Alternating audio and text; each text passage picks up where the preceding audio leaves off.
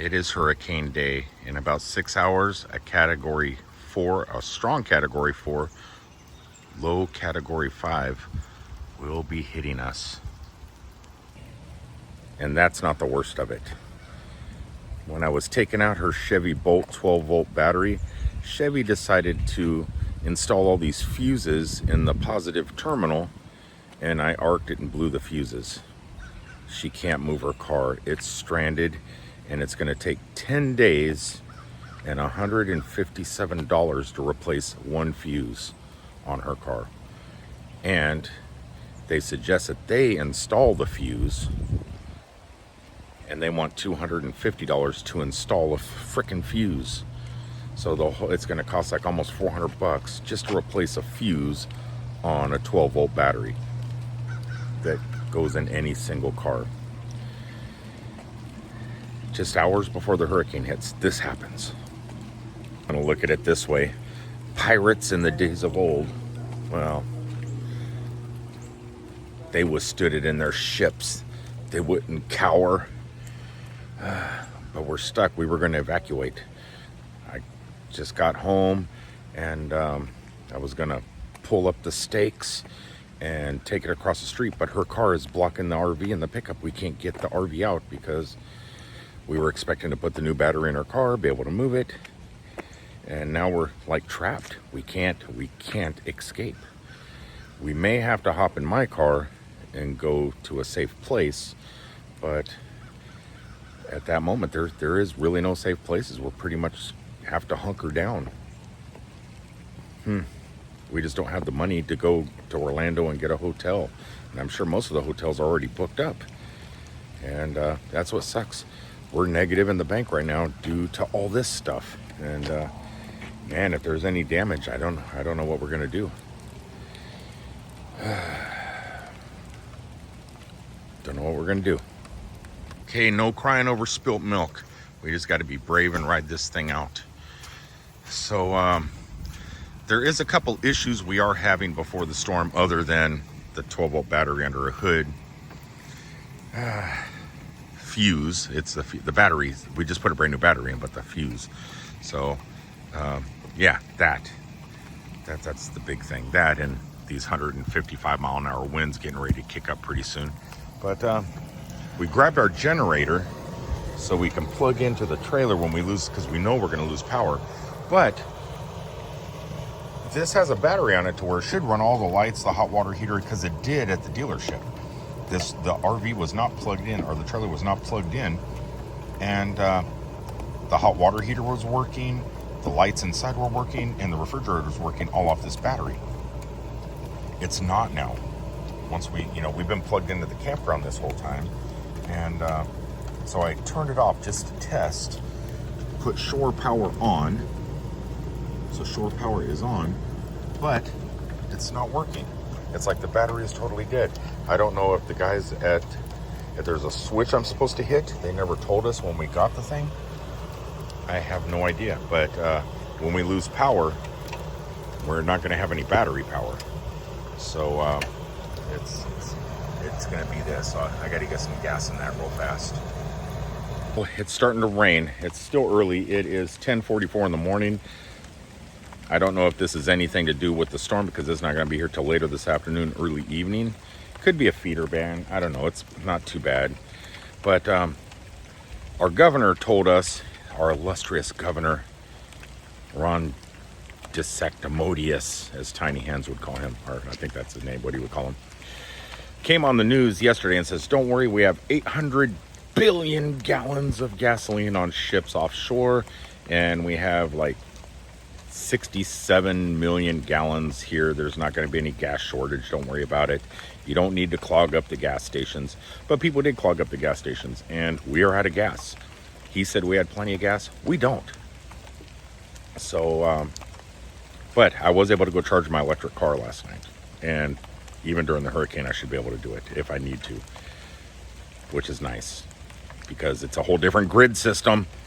But I had to get some gas for the generator, and there are no gas stations around have gas, so I had to siphon some out. I have not siphoned gas since I had a dirt bike. I had a Yamaha YZ125 when I was younger. Love that bike. And man, I still wish I kind of want another dirt bike. But that was the last time. I was probably 15, 16 years old. Last time I had to siphon fuel out of my dad's old pickup to put in my tank, you know, and mix it with some 2-stroke oil. And I forgot what gas tastes like. And I remember in my head, I used to love the flavor of gas. I love siphoning gas and doing it. I liked it. Well, I didn't have whiskers back then. I was a kid. But if I did, that's a flavor saver for gasoline also. More, you know, like other things. And, but yeah, so I went ahead and just siphoned some gas out. So we got a full tank in the company pickup truck. So I got about a half gallon out. Got it in the generator just in case we lose power, because, you know, it is coming in as a possible category 5, even though they're saying 3 or 4. I'm thinking it's going to be worse. So this is our setup right here.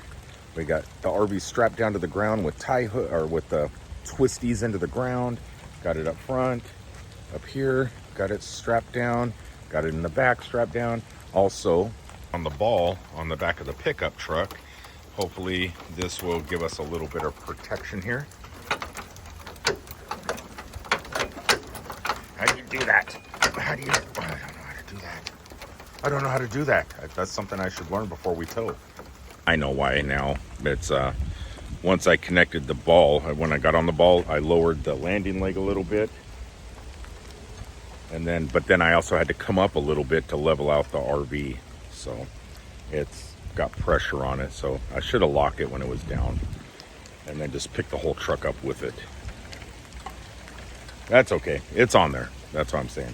And I got all 4 stabilizers down all the way around. We're just gonna hope for the best. And yeah, once again,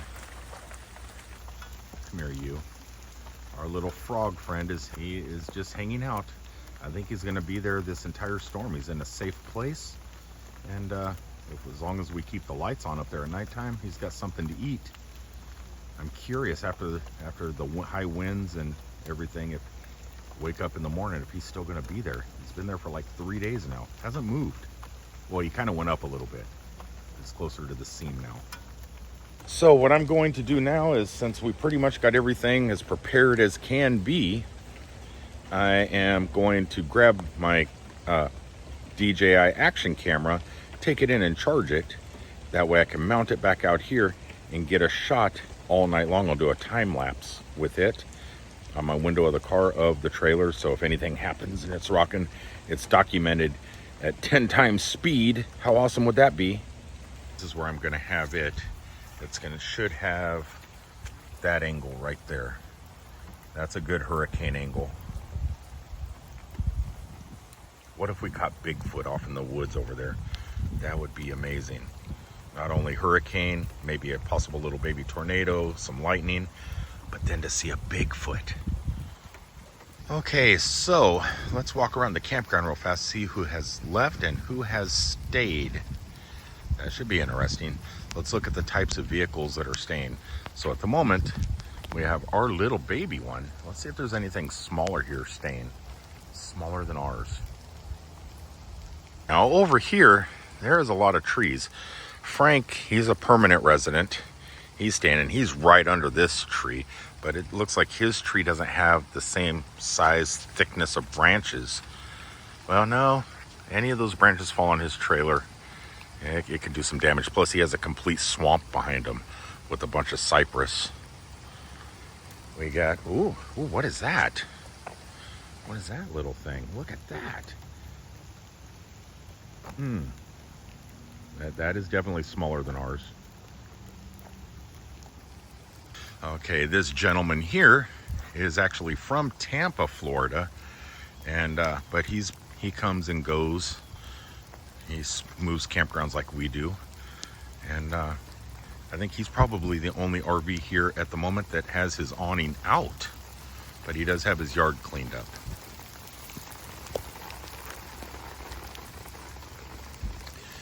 I am curious. Wow, yeah, it looks, this people here, they got their trailer all set up. They got their outdoor shower set up. They got everything. That, I'd be more worried about all that stuff in the back.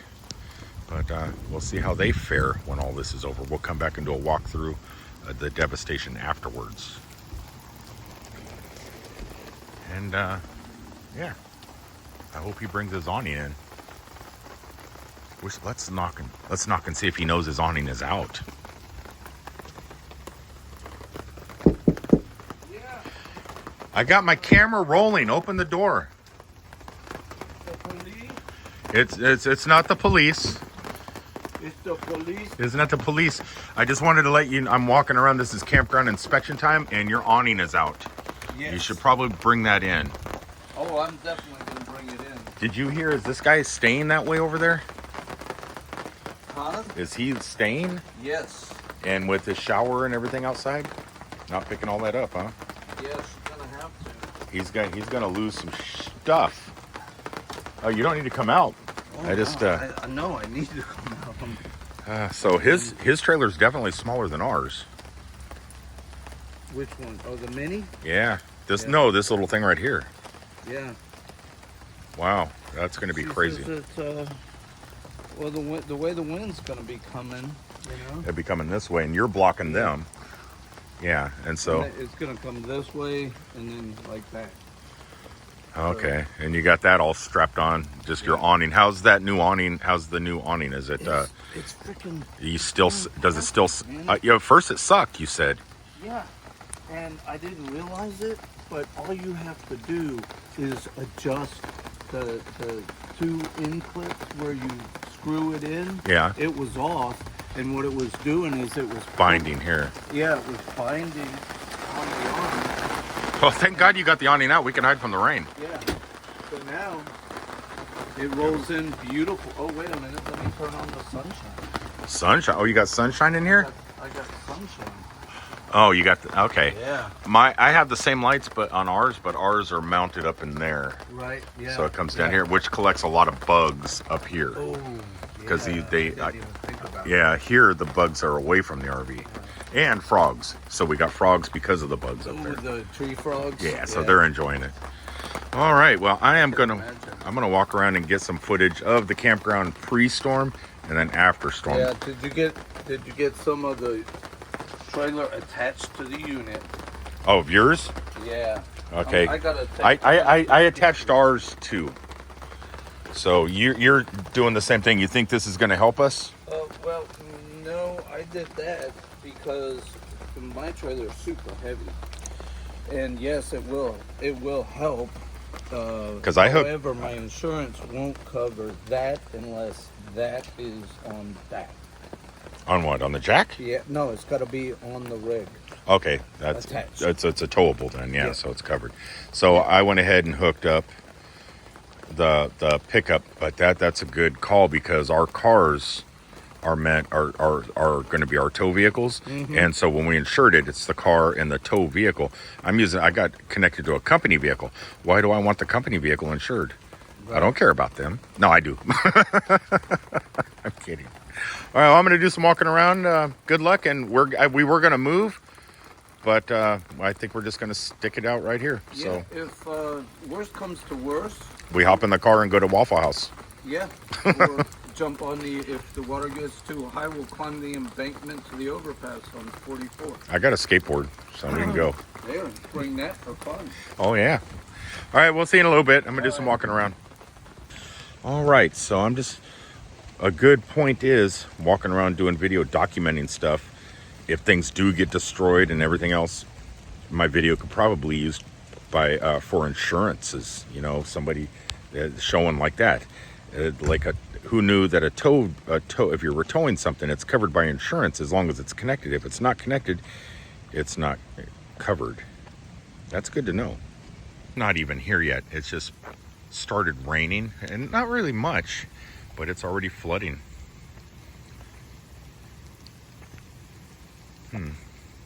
But as you can see, there are still quite a few people here. They're going to ride it out. Lots of people under trees. So, and this is another thing. The row I'm in has power lines all the way down directly in front of all of our trailers. And right in front of ours, we do have a transformer box, which lightning is attracted to. So we could get some lightning strikes right there during this storm, which that scares me. The wind, the rain, the flooding, I can deal with that. Lightning is no joke. You can see lots of people did leave. They heeded the warnings. They said, you know what, the news says evacuate or evacuation suggested, and they jumped on it. And I had told people in other videos in the comments that we had a plan. We were going to go over to the car wash and go in one of the car wash bays and ride it out there. Either there or the bank teller, drive through the bank and park there. Or at my work in between two trailers, tractor trailers. But now that her car is got us trapped in, we're not good. I mean, we would have loved, a lot of people have said, you should probably leave, you know, get out of harm's way, go up north or down south. We thought about it. We just don't have the money. We don't, it costs money because we're borrowing a gas pickup. We're negative we're negative in our banks at the moment. So we can't really just go. So, walking over this way, a pickup truck just stopped and talked to me. And we talked for, I don't know, 10, 15 minutes. The guy is a full-time, he's been full-timing, him and his wife, for 6 years now. And they kind of do the same thing we do, just hop the campground systems around here. Come to find out, he's Santa Claus, and she is Mrs. Claus at the Showcase of Citrus in Claremont. Where they have the world's largest 4x4 trucks through the groves and stuff. Just Google or go to YouTube and do World Showcase of Citrus in Claremont. You'll see the place. He's Santa Claus there. So I told him, I said, I'm giving you a list. I'm going to give you my list early before you end up sitting in that Santa's chair over there at the citrus grove. And then I expect you to read it because I'm going to need Santa's help after this storm. I mean, just the pre-storm stuff. Who knew? It's like when you prepare for something, but then other stuff goes wrong as you're preparing. So like the storm is coming. You can prepare for that. But then other things happen, like me arcing out a battery and messing up a fuse that cost almost $300. Yeah. Don't let me work on your car. All right, so the golf course is, the putt-putt course is looking mighty fantastic today. This rain is definitely going to clean any leaves off. Everything's looking nice and secure. The clubhouse with the pool tables and the TVs and the libraries and the showers and bathrooms are all locked up, which I found crazy. Why, for the people that are staying, we should be able to stay in there for shelter if something happens. But I guess due to insurance purposes and stuff like that, it's not considered a shelter. They don't want the liability. I get it. If you're stuck here or you choose to stay, which I decided last night I do not choose to stay. I want to leave. Plan last night is, okay, we'll wait until about 2 o'clock this afternoon. Storm will be here about, in the evening hours. So we'll stay plugged in, leave the air conditioner running throughout the day, and then go find a safe place to park. That was the plan. And obviously it's not happening at the moment. So this would have been a nice option. If we could just ride it out in there, playing some pool. I wonder what these guys are gonna do. What are you gonna do during the storm? You just gonna look at me? You gonna look at me? There's a hurricane coming, a big one. There's a big storm coming.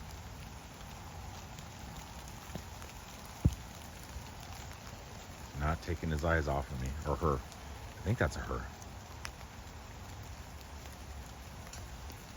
That one's enjoying the cooler weather. These ones down here are smart, hiding under the tree. They don't want to get wet. We'll just have to see how it goes. This is the upper section. There's no trees up here, but it floods out easily. So anybody that's up here, they're not gonna have to worry about flying debris, but they are gonna have to worry about feet, you know, maybe a foot or two of water and mud, which I think I'd rather worry about tree branches than have to try and, I remember being in the snow and getting stuck in snow. Mud's worse. Like these RVers here have prepared pretty good. They took all the tarping off of their awnings, so that's not going to get blown away like a big umbrella. That's nice. It looks like these people are probably staying. These people here may have split and left town and just left their RV here.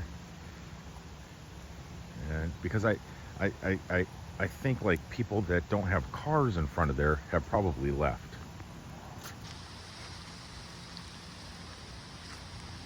But as you can see, there's still quite a few people with cars. Now, if all else fails, the generator messes up. I mean, we can't, for some reason, the battery is not working to the trailer. So, you know, that's an issue. But good news is my car is still good. And I drive an EV. So I charged it up. I got 78. I got, not 68. Got 78 kilowatts in the battery, or 78%. So I got 78%. My battery is only 62 kilowatt. Doesn't make any sense. I can hold 78 kilowatts, but I got 78% charge, so I can operate the entire RV off of my car if need be. That's good, and I think we're gonna do just fine as long as the tree branches hold and don't fall. I think we're protected enough from the 100-mile-an-hour winds. Hopefully, we'll have to see, and we're just gonna ride it out. It's gonna be a rocky night, they say. Rocky night.